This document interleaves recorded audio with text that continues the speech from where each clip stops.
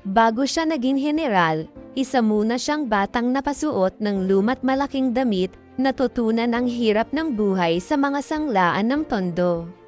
Sa gitna ng mga mayayabang na pastila sa letran, tahimik lang si Jacinto sa isang tabi, pinag-aaralan ang wikang ginagamit ng mga mananakop. Sa edad na 18, habang nangarap ang iba ng magandang kinabukasan, inialay ni Jacinto ang kanyang buhay sa isang lihim na kapatiran. Puso ang ibinigay ni Bonifacio sa katipunan, ngunit sa mga punit na papel, isinulat ng batang si Jacinto ang kaluluwa at aral nito, ang kartilya. Sa isang madilim na bodega sa Manila, pinatatakbo ni Jacinto ang lihim na limbagan sa ilalim mismo ng ilong ng mga gwardya sibil. Estudyante ng batas sa araw, propagandista sa gabi, ang mga isinulat ni Dimas Ilaw ay kumalat na parang apoy sa buong kapuluan. Sa gitna ng hamog sa ilog, patagang itinatawid ng mga bangka ang mga babasahing nakabalot sa dahon ng saging patungo sa mga lalawigan. Agosto taong 1876, nabunyag ang lihim. Winasak ng mga pastila ang mga pintuan, at ang katipunan ay napilitang lumabas sa kadiliman. Sa init ng balintawak, kasabay ng sigaw ng kalayaan, pinunit ang mga sedula, pinawalang bisa ang daan-daang taong pagpapasailalim sa Espanya. Sa edad na 20, pinalitan niya ng espada ang kanyang mga libro. Tinawag siyang pingkian, dahil saan man siya pumunta, nag-iiwan siya ng apoy.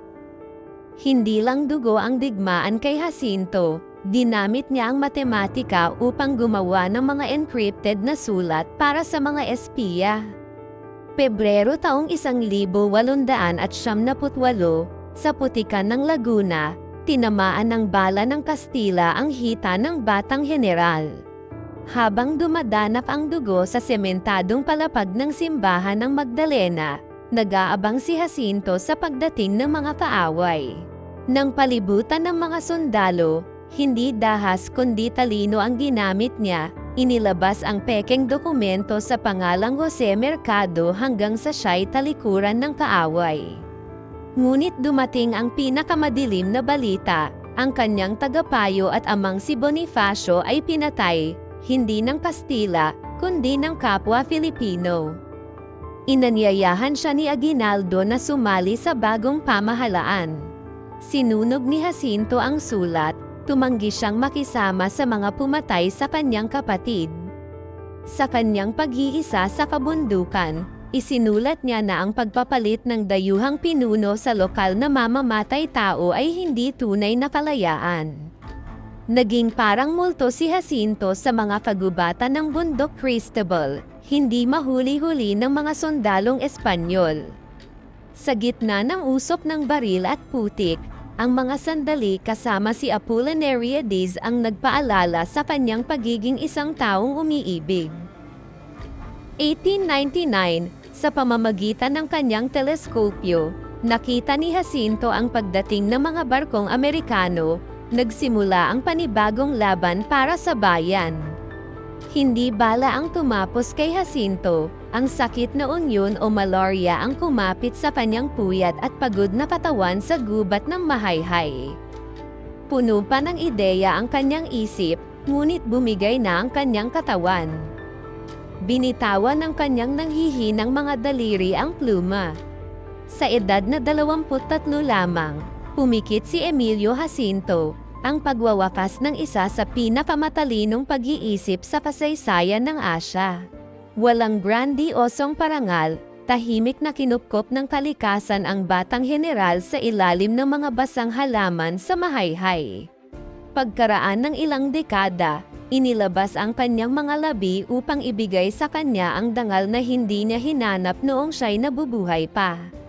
Nawawala ang katawan ng tao, ngunit ang mga isinulat ni Jacinto ay naging pundasyon ng pinusupiyang pampolitika ng Pilipinas. Pinatunayan niyang ang pluma ang nagtatayo ng bansa at ang espada ang nagtatanggol dito. Ginamit niya ang dalawa ng may husay at katapangan. Sa tahimik na burol, Ikinarga ni Apolinaria ang kanilang sanggol, ang buhay na patunay ng kabataang isinakripisyo para isilang ang isang bansa. Pagkaraan ng mahigit isang siglo, binabasa pa rin ng kabataan ang kartilya sa mga screen ng kanilang telepono, naghahanap ng kahulugan ng tunay na dangal.